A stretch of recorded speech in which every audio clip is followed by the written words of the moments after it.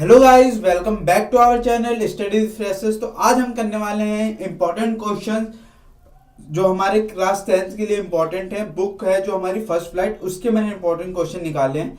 ठीक है, मैंने ये लास्ट ईयर के क्वेश्चन से देखे हैं, जितने मेरे पास पेपर थे मैंने सब में से मैच वैच करा। ठीक है, जो मुझे क्वेश्चन दिखे उसमें से मैंने छांटे हैं। कुछ 8 क्वेश्चन है जो बहुत इंपॉर्टेंट है।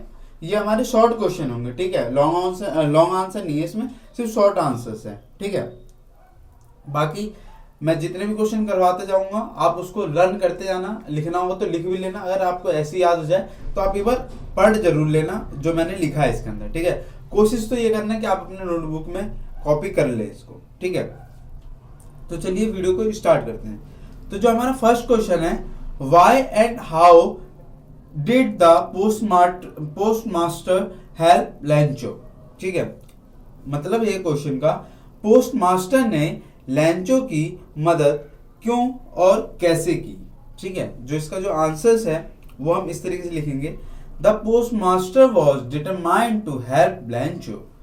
He did not want Lancho's faith in God to be shaken, so he asked his employees and friends to help Lancho.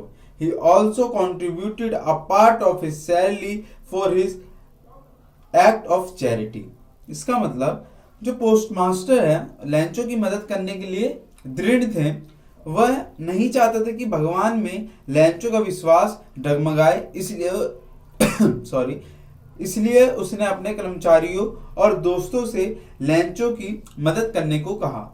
ठीक है, वो ये चाहते थे कि जो लैंचो है उनका भगवान से विश्वास ना हटे, इस वजह से उन्होंने अपने दोस्तों की हेल्प मांगी। ठीक है, दान के इस कार्य के लिए उन्होंने अपने वेतन का एक हिस्सा भी दे दिया। जो पोस्टमास्टर थे, जो उनकी जो सैलरी थी उसमें से उन्होंने एक हिस्सा भी दे दिया लैंचो को, ताकि उससे हेल्प हो सके। ठीक है, जो हमारा अब आते हैं हम सेकंड क्वेश्चन में।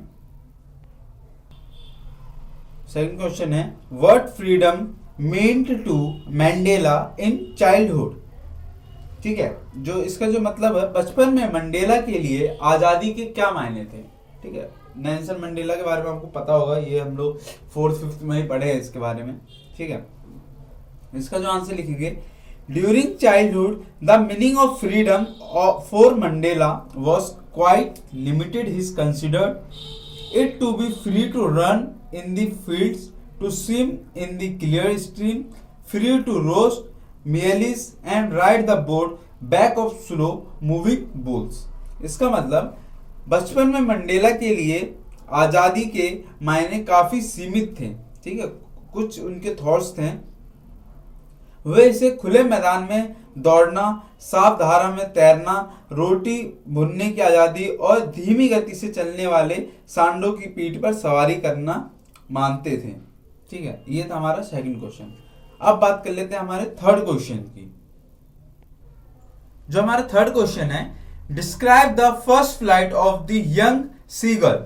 ठीक है, इसका मतलब है युवा सीगल की पहली उड़ान का वर्णन करें। मतलब जब वो पहली बार उड़ी थी तो उसके बारे में कुछ लिखना है इसके अंदर। ठीक है, इसमें जो हम लिख सकते हैं, शॉर्ट आंसर है, काफी लेंथी नहीं बनाना, हमें शॉर्ट से शॉर्ट लिख लेना है। ठीक है, the young seagull dived at the fish due to hunger and fell outward and downward into space.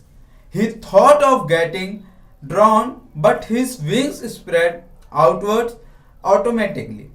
He moved downward and outward and landed safely on the sea and floated on it without any fear.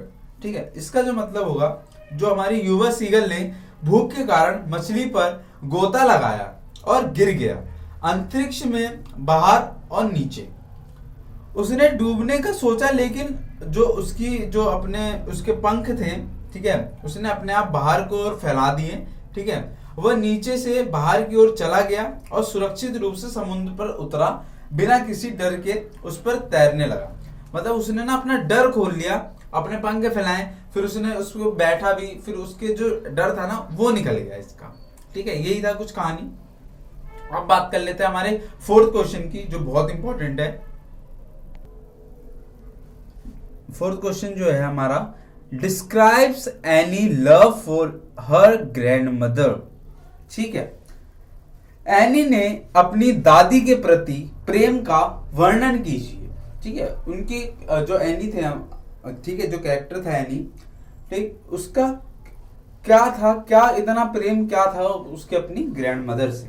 ठीक, अब इसके बारे में जो हम answer लिखेंगे, when Annie's grandmother died she state that no one could understand her intensity of her love for her grandma. She also said that no one could imagine how much she thought of her. Lighting up extra candle for her during her birthday showed her love for grandmother.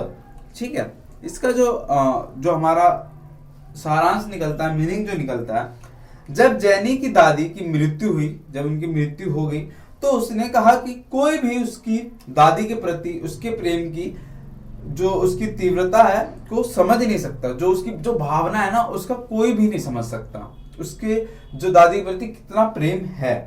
ठीक है, उसने यह भी कहा कि कोई सोच भी नहीं सकता था कि वह उसके बारे में कितना सोचती हैं। उसके जन्मदिन के दौरान उसके लिए अतिरिक्त मोमबत्ती जलाना दादी के प्रति उसके प्यार को दर्शाता है। ठीक है, मतलब ढेर सारी कैंडलें जलाना। ठीक है, इसको एनी एक जो उसके लिए ग्रैंड माँ के लिए उसका जो प्यार था वो इस तरीके से दिखाता था। ठीक है, अब बात कर लेते हैं हमारे फिफ्थ क्वेश्चन की। जो हमारा फिफ्थ क्वेश्चन है, explain 2 dresses of Wanda Petronski in brief. ठीक है, अब इसका क्या मतलब है, जो वांडा पेट्रोस्की थी कि जो 2 पोशाकें का संक्षेप, मतलब उनके बारे में बताना है, वर्णन करना है उनके बारे में। ठीक है, शॉर्ट है, ज्यादा कुछ नहीं लिखना। अगर लॉन्ग में आता है तो उसको थोड़ा सा और फैला देना, शॉर्ट में आता है तो आप इतनी ही लाइनें लिख सकते हैं। अगर आपको कुछ और ऐड करना हो तो ऐड कर देना। मतलब each dresses of Wanda was different from other as one of the dresses was in a brilliant jungle green color and other was red sash. Automatically each of them were beautiful enough to win the competition individually. इसका मतलब Wanda की जितनी भी पोशाकें थी, जितनी भी dresses थी, वो थी दूसरों से अलग, क्योंकि एक पोशाक शानदार जंगल हरे रंग की थी और जो दूसरी थी वो लाल सैश थी। मतलब एक था जो ग्रीन कलर का, जैसे जंगल होते हैं ना, उस तरीके से उनकी ड्रेस थी, और दूसरा था वो लाल सैश थी। वास्तव में उनमें से प्रत्येक व्यक्तिगत रूप से प्रतियोगिता जीतने के लिए काफी सुंदर थी। मतलब जो उनकी जो ड्रेसेस थी वो इतनी अच्छी थी कि वो कोई भी जो भी उनकी कंपटीशन है वो आसानी से जीत सकती थी। ठीक है, अब बात कर लेते हैं हमारे 6th क्वेश्चन की, जो है how do we get to know that the makers of bread still exist. इसका मतलब हमें कैसे पता चलेगा कि रोटी बनाने वाली अभी भी मौजूद है।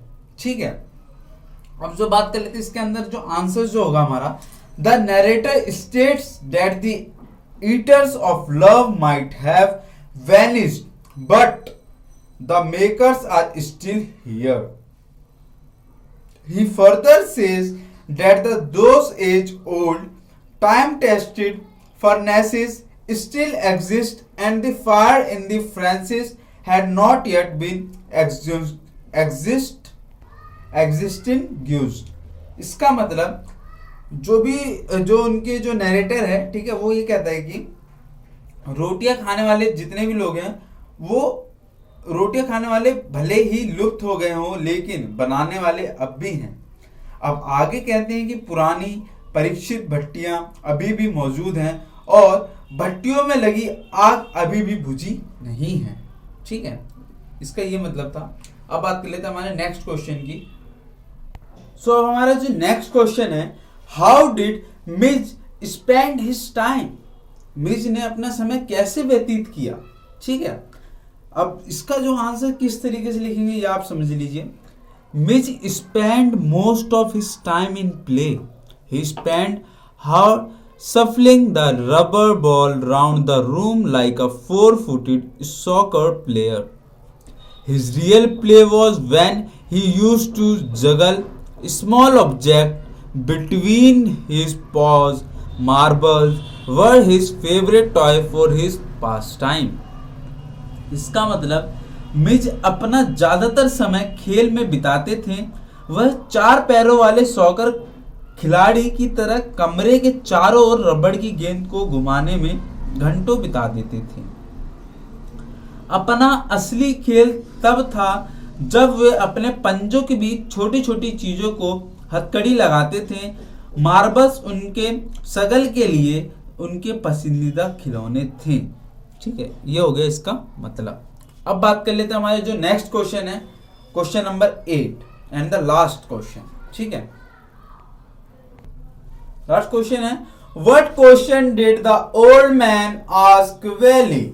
ठीक है, बुढ़िया ने वल्ली से क्या प्रश्न पूछे? क्या प्रश्न पूछेंगे आप लोग बता सकते हैं? चलो मैं बता देता हूं। The old woman asked Valley if she was traveling alone. She also asked her whether she knew where exactly she had to go in the town. इसका मतलब बुढ़िया ने वल्ली से पूछा कि क्या वह अकेली यात्रा कर रही थी। ठीक है, उसने उससे यह भी पूछा कि वह जानती है कि वास्तव में उसे कस्बे में कहाँ जाना है। ठीक है, ये था हमारे आज के इंपॉर्टेंट क्वेश्चन। उम्मीद करता हूं आपको समझ आए होंगे। ठीक है, अगर नहीं समझ आया होगा, कुछ पॉइंट्स ही नहीं समझ आया तो आप मुझे डायरेक्ट मेल कर सकते हैं। ठीक है, आप मेरे को डीएम भी कर सकते हैं। बाकी वैसे तो मुझे लगता है कोई भी प्रॉब्लम नहीं आएगी। बाकी मैं और भी इंपॉर्टेंट क्वेश्चन दे दूंगा इंग्लिश की दूसरी वाली बुक के, जो भी आपकी दूसरी बुक है 10th क्लास की। ठीक है, पोएम की भी मैं अलग वीडियो बनाऊंगा।